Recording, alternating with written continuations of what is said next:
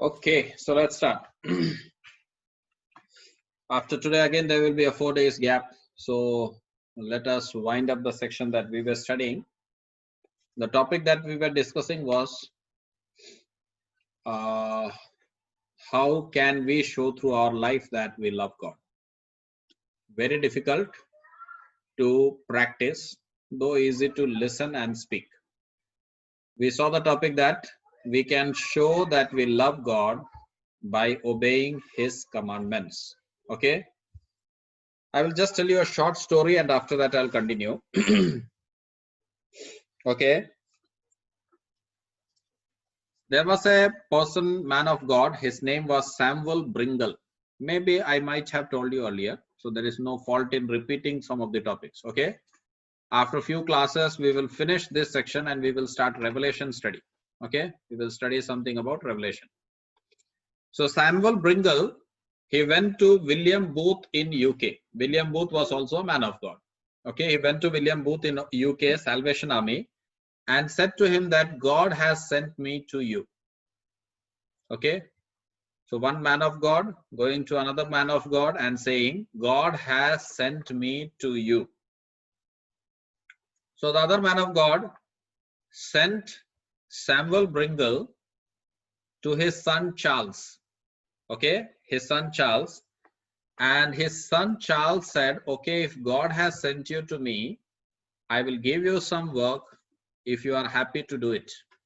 And the work was, whoever are coming there for gatherings, you have to clean their shoes.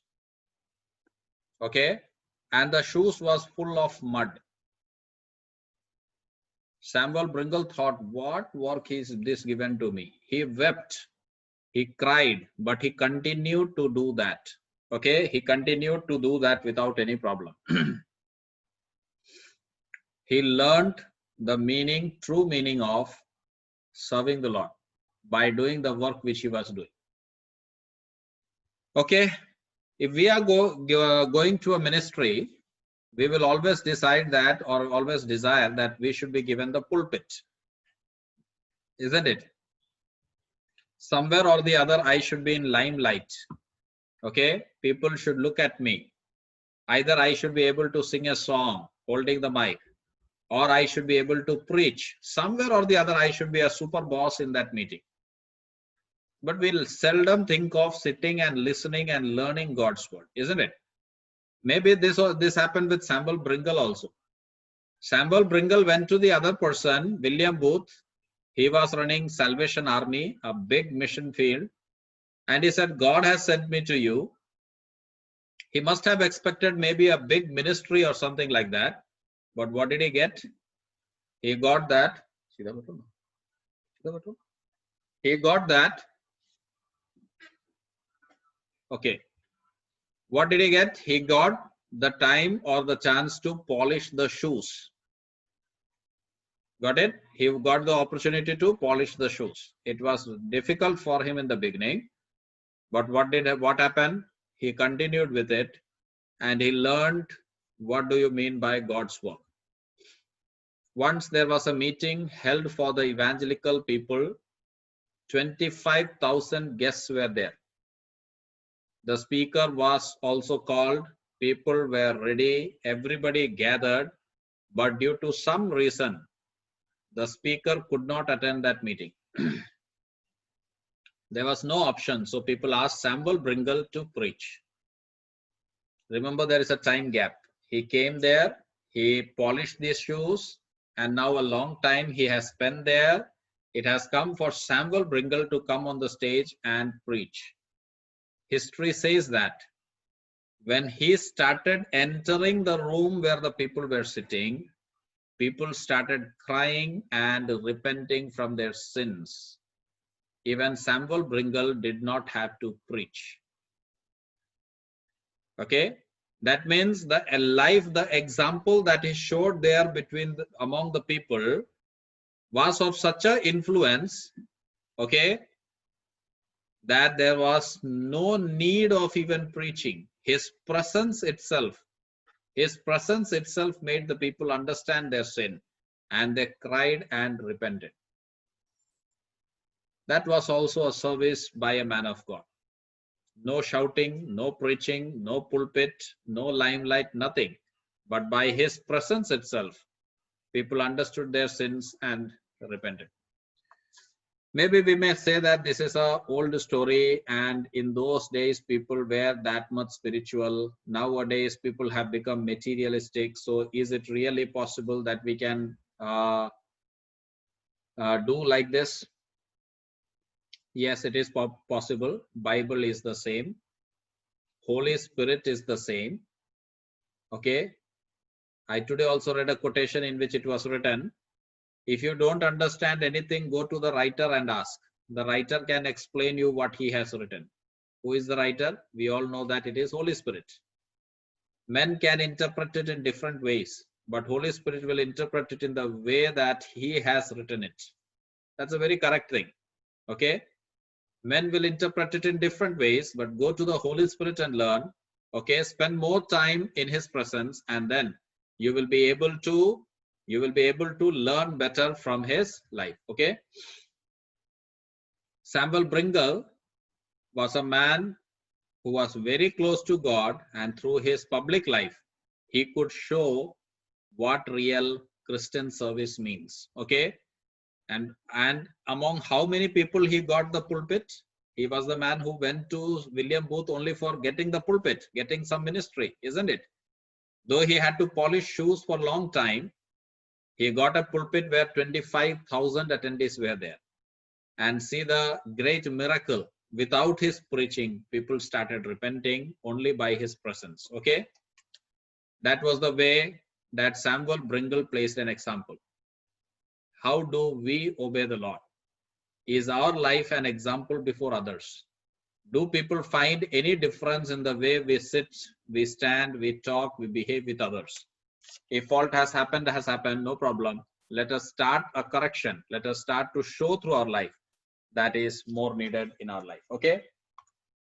For today, if we see, let's start with one verse where our mind is to refer to that. Romans chapter 8 and verse 8 and verse 5 we will read first. Romans chapter 8 verse 5.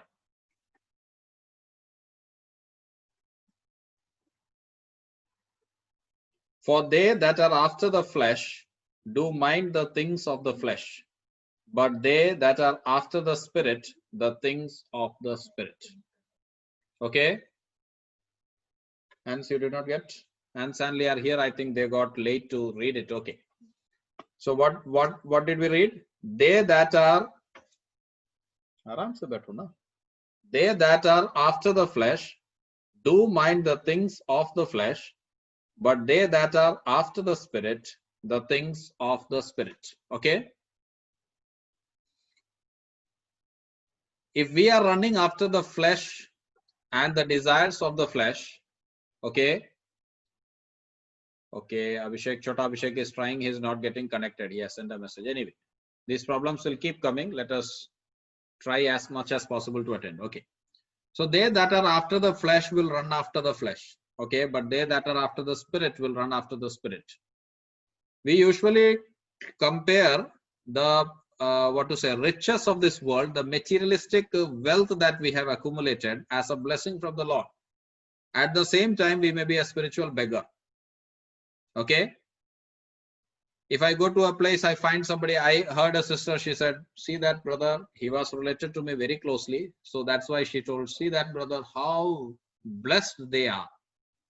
So I know why she was referring to how blessed they are, because that brother is having a very good job.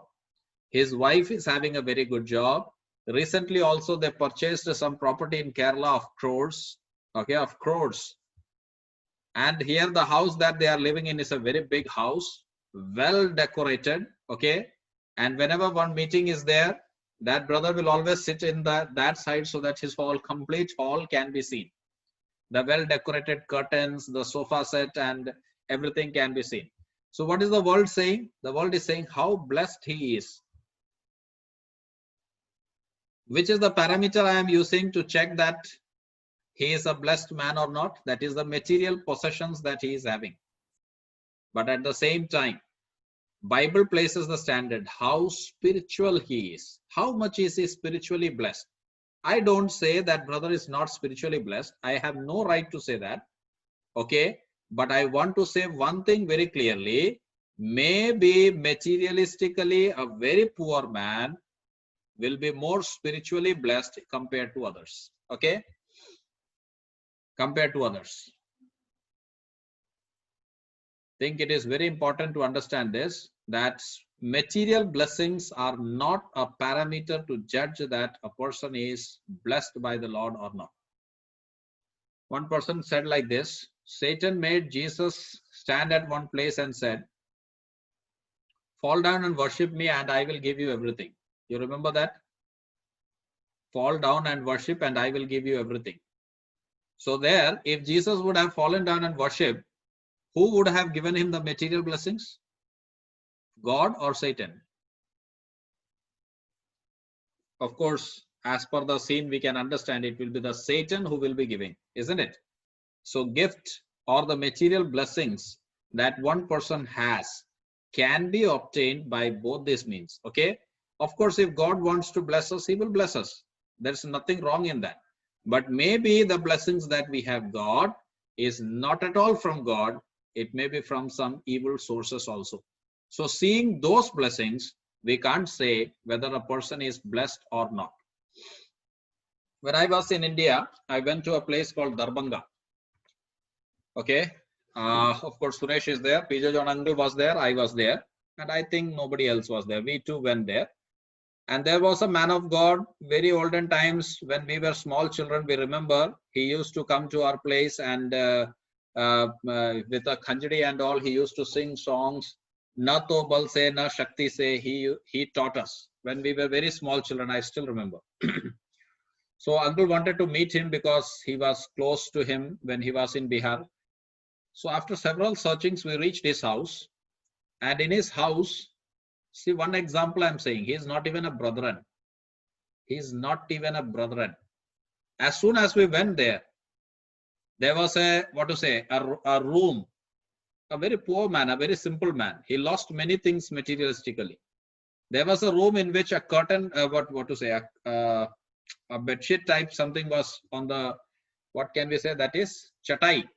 Okay, carpet, mat was there. And when we entered the room, after 2 or 3 sentences, the next sentence that is coming from his mouth is, come, let us sing and praise the Lord. Come, let us sing and praise the Lord. Let us sing and sit in his presence for some time. And literally we all sat there. Okay, we sang a song together. I took one small video, maybe it is there somewhere in the mobile. Okay, and some small thought was shared and prayed and closed. I thought about it, how much word ministry we all have heard, and what is the real standard that this simple man is showing. Okay, the reality of everybody will be revealed when we enter the glory and see how many, medals we are getting, how many crowns we are getting for things that we have done. When somebody comes to our house, one formal prayer is there at the time of going. And that also missing many a times in these days. Yes, believers are coming, they are going. Praying, most of the time we forget. Okay, in this coronavirus pandemic, one excuse is there usually that we get. Let's avoid going to others' house. Fine, good thing. Okay, we should avoid. But when coronavirus was not there, when we went, we should check. How much could others enjoy the presence of Lord in our fellowship? When they met us, did they see anything by which they could praise the Savior whom we praise so much through our lips, lip worship? I was very much touched by that old man asking us to, let us come sing and praise the Lord. Later I heard that he had a house there, he lost that. His son or his daughter or his wife, somebody became a mental patient. So many losses were there. He could have cursed God. He could have cursed God. Everywhere he was taking this khanjdi and singing song without any shame. And this is what he got in the last. But his mind was set on things above. Spirit of God was controlling him. He was not running after the flesh, and all his rewards will be there in heaven. If material blessings are a parameter of how much God blesses us, then I will say that Paul was in a wrong place then. Because we know that Paul was not blessed materialistically, isn't it? When he used to go from one place to another, maybe in one packet, I think everything he had he could carry, isn't it? Was he materialistic blessed? If material blessings are a parameter of how much God loves me, then Paul was not a blessed man because he was not materialistically very much blessed. In education, he was very top. By caste or by the community to which he belonged, he was top. Okay.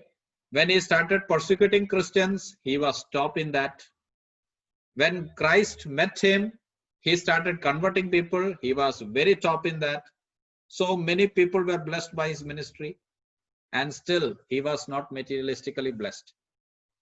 By what are we being controlled? That is the question I want to ask. What did we read there? For they that are after the flesh do mind the things of the flesh, but they that are after the Spirit, the things of the Spirit. May God enable us to understand all these things better. Okay. May God enable us to understand that this thing is more needed. Let's read one more verse from the same passage, verse number 9. You are saying that I'm just talking casually. I'm not going to the depth of any verse. I just want to see that practically you are understanding few things. Okay. What do we read in verse 9?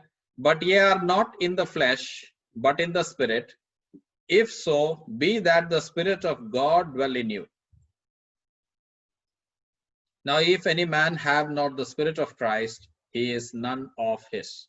Okay. You are in the Spirit, so let the Spirit of God dwell in you. Okay. Let the Spirit of God dwell in you. And if your body is the place where Holy Spirit has to indwell, or my body is the place where the Holy Spirit has to indwell or is dwelling, then how should my characteristics be is very clear. Okay. Somebody explained it like this. If two people are married, of course, there will not be a third person about which they will be thinking. They will be always thinking about each other, isn't it? They will always be thinking about each other. After a few years also, the wife can't say to the husband, Monday, Tuesday, I'm thinking of you. On other days, I have some other person. If she says that, she will be beaten. That shows a false relationship. That shows lack of commitment. And Bible says it's a covenant relationship. That can happen with worldly people. Even with us, it can happen if we are, away from the Lord, not in a proper communion with the Lord. We can go wrong anytime. But in the right sense, that is a covenant relationship. Covenant relationship means we cannot even think of the third person there. Okay. Wife cannot say to the husband, 2 days I am thinking of you, 5 days I have some other person. No, not possible. All 7 days, all 24 hours, I have only one person in my view, and that is you. That should be our attitude in our Christian life. When we are walking in the Christian life, that should be our attitude, that we intensely desire him and him alone. Okay, that's what we read there. If you are in spirit, let the Spirit of God dwell in you. Okay. Okay, Romans chapter 8 itself, read verse 14. As we proceed ahead, we will see so many verses are there. I'm just reading some verses to make it clear. For as many as are led by the Spirit of God, they are the sons of God. Okay. In Bible, there are two references. One is Son of God. Okay. And the other is sons of God. So Son of God, we know there is only one. Okay. We are all purchased and added to that fold. And the word that is given for us is sons of God. Who are sons of God? It is written there.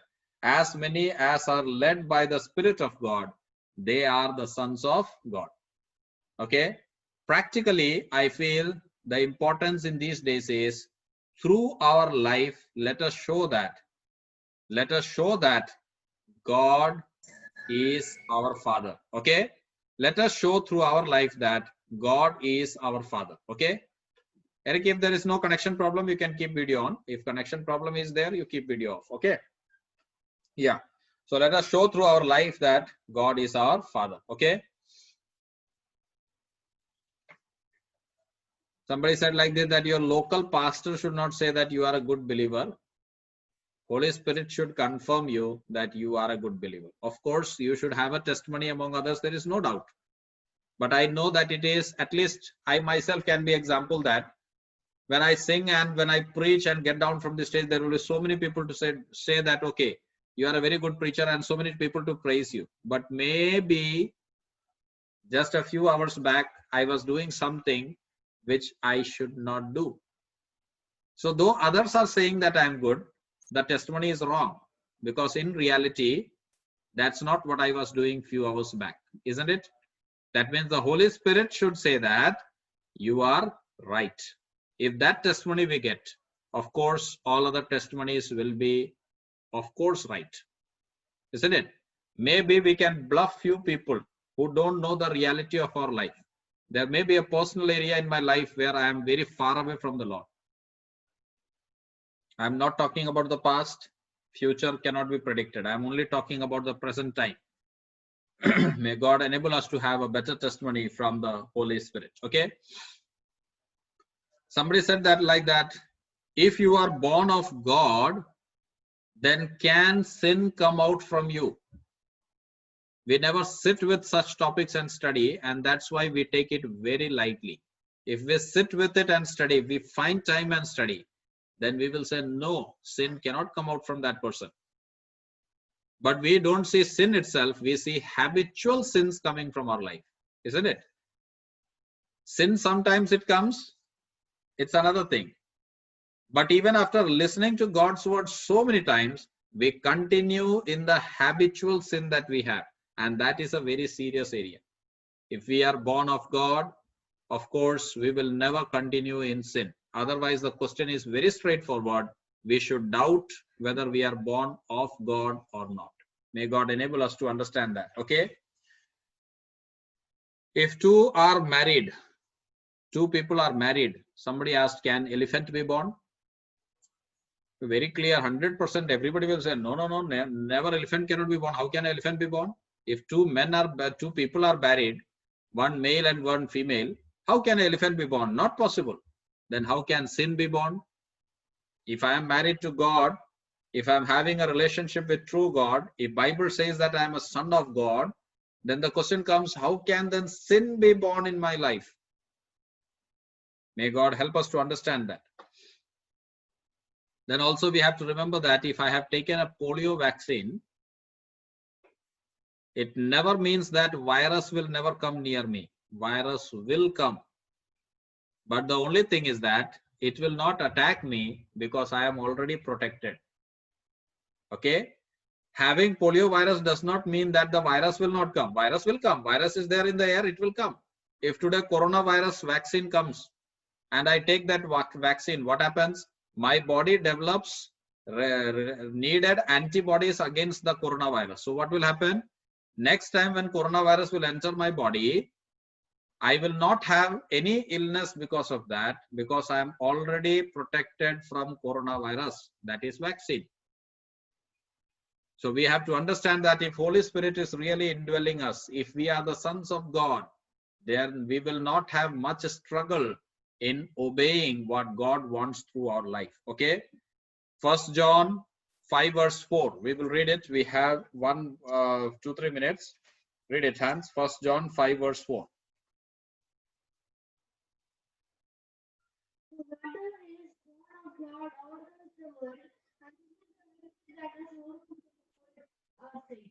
Whatsoever is born of God overcometh the world. Okay. That means if we are born of God, we can overcome the world. Let us read one more verse in the same section, verse 18. We know that whosoever is born of God sinneth not, but he that is begotten of God keepeth himself, and that wicked one toucheth him not. One who is born of God sinneth not. Okay, let us try to understand these facts in our life. Okay, so many preachings are happening. Let us now start practicing. So many listenings we have done in our life. Let us now start practicing.